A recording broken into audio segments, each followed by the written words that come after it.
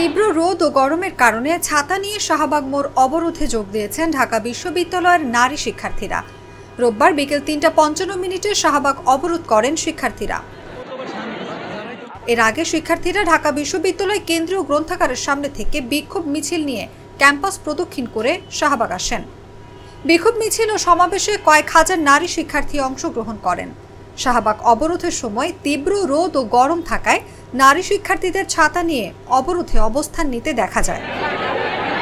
মুহাইমিনা সুলতানা নামের এক নারী শিক্ষার্থী বলেন, আমরা আমাদের যৌক্তিক দাবি আদায়ে এই আন্দোলনে এসেছি। রোদ বৃষ্টি হামলা মামলা কোনো কিছুকেই আমরা ভয় পাই না। বৈষম্যের অবসান করেই এখান থেকে বিদায় নেব।